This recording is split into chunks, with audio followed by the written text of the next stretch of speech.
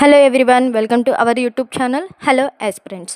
ఈరోజు మన వీడియోలో డిఎస్సి ఏపీ డిఎస్సి గురించి మాట్లాడుకుందాం. 45 డేస్లో ఎలా క్రాక్ చేయాలి, అలాగే జేకే కరెంట్ అఫైర్స్ ఏం చదవాలి, రివిజన్ టెస్ట్లు ఎలా ప్రాక్టీస్ చేయాలి, అలాగే ప్రిపరేషన్ ప్లాన్ ఏంటి. ఫస్ట్ ఆఫ్ ఆల్ 45 డేస్ సరిపోతుందా అంటే ఎప్పటి నుంచో రివిజన్ చేసే వరకే ఖచ్చితంగా సరిపోతుందండి. ఈ రోజు నుంచి నోటిఫికేషన్ ఇచ్చిన తర్వాతే మనం స్టార్ట్ చేయాలనుకున్న వాళ్ళకి ఖచ్చితంగా సరిపోదు. అలా అని 45 డేస్ ఉన్నాయి అనేసి కంప్లీట్గా రివిజన్కే వేసుకుంటే మనం ప్రాక్టీస్ టెస్టులు రాయాలి, అవన్నీ ఎప్పుడు చేస్తాం. సో ఫస్ట్ మనం 30 డేస్కి ప్లాన్ అనేది ప్రిపేర్ చేసుకోవాలి. మిగతా 15 డేస్ అనేవి మనం ప్రాక్టీస్ కంప్లీట్గా ఎగ్జామ్స్ అనేవి మనం అక్కడ పెట్టుకోవాలి. అప్పుడే మనం మ్యాక్సిమం ప్రయత్నం అనేది మనం చేయగలుగుతాం. అలాగే జీకే అండ్ కరెంట్ అఫైర్స్ ఎప్పటి నుంచి చదవాలని చాలామంది అడుగుతున్నారు. నేనైతే ఆగస్టు నుంచి చదువుతున్నానండి. ఆగస్టు 2024 నుంచి లాస్ట్ మే 31 వరకు మనం కరెంట్ అఫైర్స్ అనేవి ఖచ్చితంగా చదవాలి. ఆ 10 మంత్స్ అనేవి కూడా ఎగ్జాక్ట్గా మనం చదివితేనే దాంట్లో మినిమం 8 మార్క్స్ మనం స్కోర్ చేయగలుగుతాం. అలాగే రివిజన్ టెస్ట్లు ప్రతిరోజు కూడా మీరు ఎలా ప్లాన్ చేసుకోవాలంటే రోజుకి 3 సబ్జెక్ట్స్ అనేవి ఖచ్చితంగా ఉండాలి, ఇంక్లూడింగ్ జీకే అనమాట. జీకేకి ఖచ్చితంగా 1 అవర్ మనం ఏదైనా క్లాస్ వింటే ఆ క్లాస్ వాళ్ళ డైలీ కరెంట్ అఫైర్స్ని క్లాస్ వింటే అది ఫస్ట్ 1 అవర్ చేసుకోవాలి.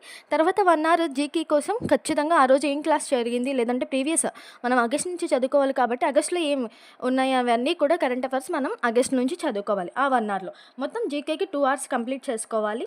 మిగతావన్నీ సబ్జెక్ట్స్ మనం యాస్టీస్గా టైం వైజ్గా ఎలా ఉంది, మనం ఎంతవరకు చదవగలం అంటే మీ కెపాసిటీ బట్టేనండి. ఏదో మొత్తం బర్డెన్ అంతా తీసుకొచ్చి ఈరోజే వేసుకోవాలి, ఏ టైం అన్నీ కంప్లీట్ చేయాలని అయితే కాదు. సో రోజుకి 3 సబ్జెక్ట్స్ మ్యాక్సిమం అయితే మీరు దాని మీద కాన్సన్ట్రేషన్ చేయాలి. అప్పుడు మీరు సిలబస్ అంతా ఒక్కసారైనా రివిజన్ చేయగలుగుతారు. అండ్ లాస్ట్లో మనకి ఏముంటుందంటే ప్రాక్టీస్ టెస్ట్లు ఉంటాయి కాబట్టి ఆ 30 డేస్లోకి ఫినిష్ అవుతాం. రిమైనింగ్ మనకి 15 డేస్ గవర్నమెంట్ ఇచ్చిన టైంలో మనం కంప్లీట్గా చేసుకోగలుగుతాం. సో ఒక సాటిస్ఫాక్షన్తో అయితే మనం ఎగ్జామ్ రాయడానికి అయితే వెళ్ళగలం. లేదంటే సిలబస్ అవ్వలేదు అనే ఒక టెన్షన్ అనేది ఖచ్చితంగా మన మైండ్లో ఉండిపోతుంది. సో దాని గురించి మీరు ఒక టైం టేబుల్ అనేది ప్రిపేర్ చేసుకోండి. అలాగే ఎగ్జాక్ట్ మీరు ఎంతవరకు క్యాపబుల్, ఎంతవరకు చేయగలరో అంతవరకు పెట్టుకోండి. అంటే ఏదో ఎక్కువ అవర్స్ పెట్టుకొని కూడా నేను ఇది చేయాలంటే ఖచ్చితంగా అది అవ్వదు, వర్కౌట్ అవ్వదు. సో మీరు 3 అవర్స్ ఒక సబ్జెక్ట్ని 3 అవర్స్ తీసుకున్నాను, ఆ 3 అవర్స్ ఖచ్చితంగా అక్కడే కూర్చొని మీకు సఫిషియంట్ కావాల్సినవన్నీ పెట్టుకొని ఖచ్చితంగా కూర్చొని చదివేసేయండి. లేదు 2 అవర్స్ లేదంటే 1 అవర్, కానీ చదివిన 1 అవర్ కూడా పర్ఫెక్ట్గా చదవడానికి అయితే ట్రై చేయండి.